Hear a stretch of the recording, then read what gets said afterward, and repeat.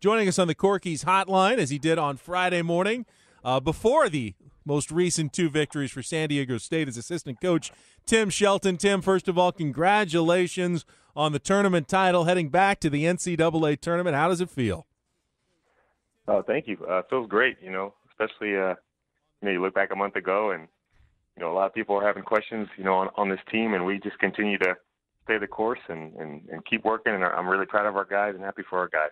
And we talked a lot about Trey Kell and the impact he has on this team, on this program. Can you tell us, what do you see when he steps on the floor and he takes over as that calming influence on the guys out there, and what he means to the basketball team when things start to go maybe poorly a little bit, the other team goes on a bit of a run? What does Trey do to make sure that it doesn't get out of hand and keep the Aztecs in the game? There are certain leadership qualities that guys have, and everyone does it in their own way.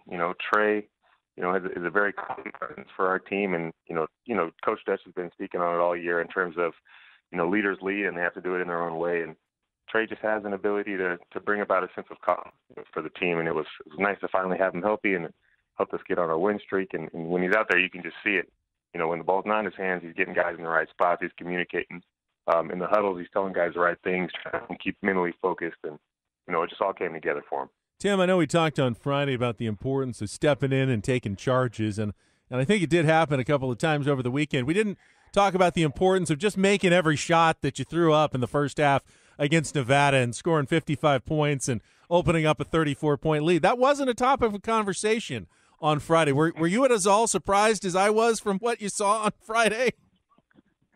I can't lie to you and tell you that I expected to be up 30 points at halftime, but when you see day after day, with the way our guys have been practicing, the type of mental focus and energy, and attention to detail that they've been putting in, they're talented. We have a very talented group, and we have a lot of shot makers. And when they play the right way, the right brand of basketball that Dutch has been preaching about, just sharing the ball, make the easy play the right way, and great things will happen. It's no surprise that we can do it because we're capable, but I can't sit here and tell you I was expecting to be up 30 at halftime. So when you are up 30 at halftime, you walk into the locker room, everybody's on a high. What do you say to a team? What does Coach Dutcher say to a team? Do you say, just keep doing what you're doing? Is it a don't let up? What's the message when you're in that situation? Honestly, you don't have to say much. In the playoff setting, our guys are really dialed in and really focused. Not to say they're not, on the regular, but there's something about the playoffs and a win-or-go-home situation where, they say what we've been saying for years to each other in those moments. That's coming into halftime, that's before the game, that's in the huddles during, pregame warm-up. They all know what to do, what the job is, and what's expected of them, and they're holding each other more accountable each and every day, and that's what it is. So in that situation, they just reiterated what the game plan was, reiterated what Coach Dutch has been telling them, kept going over things on the defensive plan, specific guys' shots, and just continue to hold each other accountable for what they had already been doing. Talking with Aztecs assistant coach Tim Shelton with us on the Mighty 1090. Aztecs opening the NCAA tournament Thursday in Wichita, Kansas against Houston. So you don't have to say much to the players, obviously, on Friday night against Nevada. How about what was the conversation among the coaches in the second half against New Mexico on Saturday? The Lobos had rallied at the 8-minute media timeout to take a 6-point lead, and Dutch decides Malik Pope and Jalen McDaniels are going to sit down for a little while and change things up a little bit. What was that conversation like, and that run that took place between the 8-minute and 4-minute timeouts? I mean, obviously was key to the entire season here. I mean, honestly, it was one of the moves that you would expect from a veteran, savvy, experienced coach. We have the type of leader that, throughout the year, Coach Dutch took a lot of criticism, and we all knew that he had the ability and has the ability to steady the ship, and that's exactly what he did. He's shown that, and he's kept his poise and kept his composure because he's been there before. And in this game situation specifically, he has a great feel, for who's playing well and what's going on and, who's bringing a certain type of energy on the bench when they're not in the game. So, he went with his veterans, and they got the job done. But it was really just a savvy veteran, experienced move from a guy who's, this is what he does. This is why he's in the position that he's in. All right, let's shift forward. Houston. Well, what do you know about him, and what was your night spent last night? You find out who you're going to play. I'm sure you sent off the players to go do their homework and get ready. As now a coach, what do you do? Do you start grabbing as much game film as you can? Do you start putting together a game plan? How much of your night was spent just breaking down the Cougars? I just really wanted to get a feel for them. I actually, we got in late, that night of the championship. Our flight was a little delayed. I actually ended up going to recruit yesterday. So I was in Ventura watching the junior college state championship game with San Diego City was in there. And then I saw some of that against CCSF. Yeah, San Francisco won it. But right. Good game. Wonder Smith from Sdsu is pretty impressive.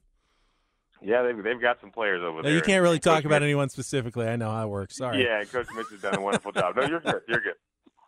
But for me, so my process is a little bit different than I'm used to for the tournament. I'm getting information, obviously, via social media in terms of who we're playing, and then, our group chat, and then our managers, our video coordinator, J.D. Pollock, does a great job in getting us information and getting us game footage. And Mike May does a wonderful job with stats in terms of anything you need to know with numbers, and Darren Long. So, I'm getting a lot of information via text message and via email.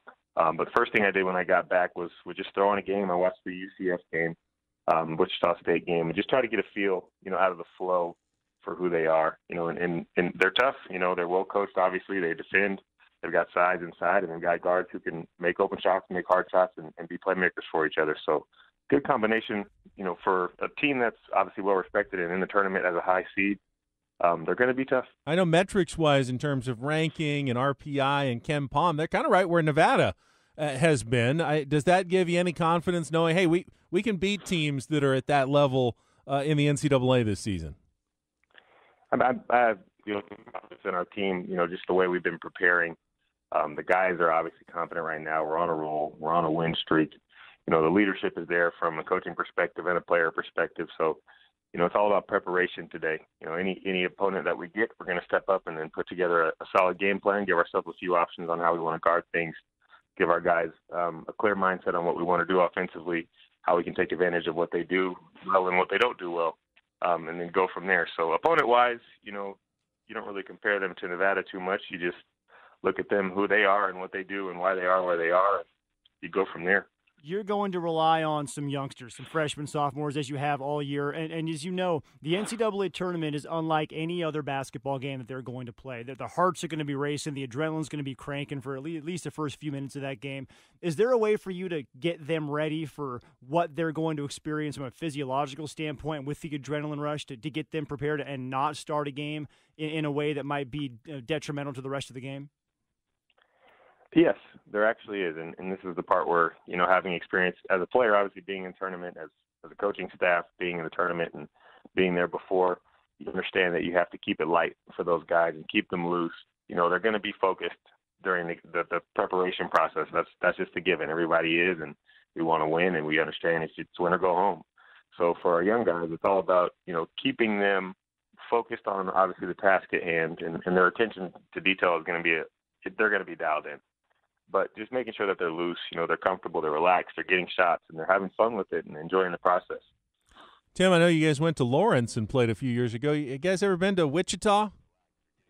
I have to do a JUCO recruiting event, but in terms of playing besides Kansas, no. No. So kind of a new experience for the team heading to the Midwest. A unique experience, but I guess that's all part of the NCAA tournament, is getting used to new venues and new travel destinations.